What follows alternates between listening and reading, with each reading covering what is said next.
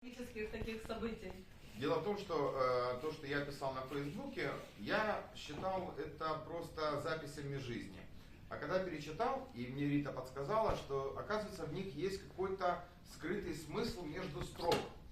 Поэтому я просто выбрал в хронологическом порядке те записи, которые я писал, и поэтому хочу вам их зачитать, а там делайте сами выводы. Добрый день, страна! День нашего первого знакомства. Вроде это вчера было. Паблик один известный в Одессе. Встреча на стендапе, совместное видео и роковой вечер в тех же Семи ветрах с Ольгой Янгибаровой, который изменил наши жизни с Катей и нас самих. Сейчас в разных комнатах пишем посты друг о друге. А первые 3 месяца совместной жизни даже ее мама не знала, что мы живем вместе. Время идет, жизнь меняется. Если честно, то до сих пор не могу понять, как мы решились на это. Столько сомнений и притирок, столько непонимания жизни друг друга и особенностей стиля жизни, начиная от одежды, заканчивая мировоззрением. Воспоминания 16 июня 2023 года. Иду на стендап в своих единственных, а поэтому нарядных, как я считаю, брюках и рубашке. На ногах мокасины с бляшкой, которые были модны в 90-х и начало нулевых. Сейчас таких ходят только люди ромской национальности, динозавры типа меня, для которых мода тех годов так и осталась эталоном красоты. Волосы тогда на голове я не отращивал, а брил голову под ноль. Но, видно, в целях экономии или воли случая в этот период слегка зарос. Не доходя до места проведения мероприятия, звонок от нашей, теперь общей, подруги Ксюхи. «Андрюша, я смотрела ТикТок. Тебе точно надо к этой даме, которая розовые трусики на весь ТикТок показывает. Я тебя не отговариваю, а как друг переживаю. Я знаю, что делаю». Ксюшенька, розовые трусики — это самое невинное, что видел интернет от Кати. Но тебе об этом лучше пока не знать. Да и моя биография больше похожа на друшляк с проблемами, о которых знают не все. Встречен был Катей с удивлением и словами. «Я тебя видела в ТикТок.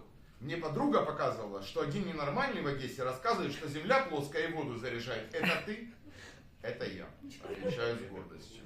Значит, другие проекты она не видела. Уже неплохо. Люблю высмеивать примитивизм некоторых людей. Куда катится адекватное мышление и открытый взгляд на жизнь. И выкрутился, и о высоком сказал. Потом зашли в зал, и на разогреве пел Стас Ленин. Он ее друг, так что пел, и слава богу, что недолго. Но она танцевала. Этот танец мы вспоминаем и сейчас. Катюша очень красивая, но танцевала тогда. Может, алкоголь, может, просто боюсь остаться вечером без вкусного, но если мягко, то как робот Вертер, который не слышит музыку, но хочет танцевать стриптиз. После ее выступления мы сидели за столом и говорили. Сразу сказал, что я из Харькова, чем очень удивил окружающих и потерял пару баллов в ее глазах, так как съемная квартира и прочие радости жизни не складывались в ее концепцию жизни в услышанном в ее выступлении. Но плюс был балл за честность. Поход в 7 ветров и общение с разными людьми. Больше слушал и ждал момента. И вот он. Один мужчина сказал, что Катя очень зажата и ей надо танцевать вальс. Хотел пошутить, что ее учитель по танцам был сам Буратино, но это было не вовремя. Да и размышление прервал вопрос. «А кто умеет танцевать вальс?» «Я умею». Чтоб вы были здоровы. Я оказался единственным за столом, кто ответил положительно. Не то чтобы я не умел, но крайний раз танцевал вальс на выпускном. Катя удивилась. «Научишь?» «Конечно!» Вот и повод. Еще она, конечно, без моей помощи, придумала снять совместное видео. Но на камеру это пожалуйста. А с вальсом разберемся. Разобрались. Через 5 месяцев увлекательных приключений, переживаний, романтики, ссор и примирений. Но это совсем другая история.